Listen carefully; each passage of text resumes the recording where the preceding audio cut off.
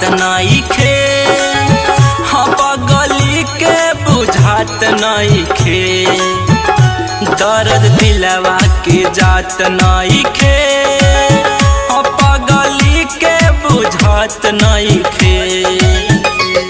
भूलैली जब से हमके हो कतया बात नइखे। भूलैली जब से हमके हो कतया बात नइखे।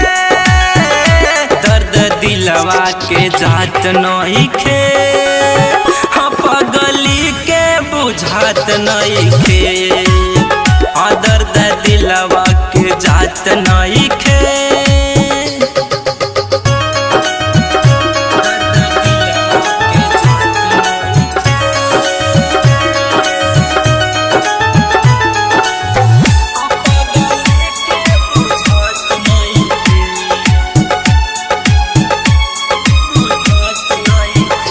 प्यारे हार गया, जिंदा मार गया, बर्बाद हुआ इस कदर।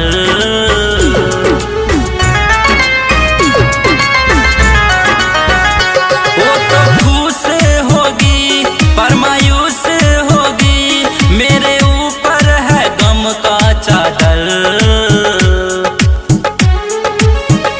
वो सनम बेवफा के चलते कटत अब रात नइखे।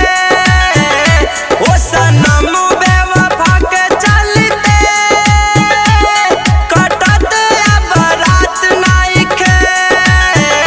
दर्द दिलवा के जात नइखे, हाँ पगली के बुझात नइखे। हाँ दर्द दिलवा के जात नइखे।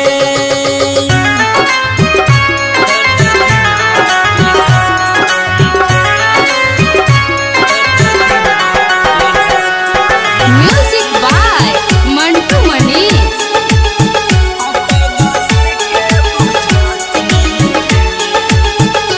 ये मोहब्बत का रोग देख हंसता है लोग, बदनामी चढ़ा मेरे सर इस कदर।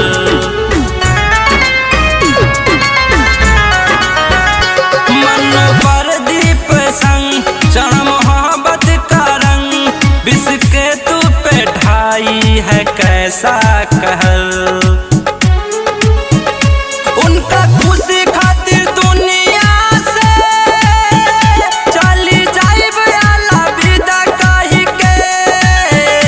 उनका खुशी खातिर दुनिया से चली जाइब अलविदा कही के। दर्द दिलवा के जात नइखे, हाँ पगली के बुझात नइखे। हाँ दर्द दिलवा के जात नइखे।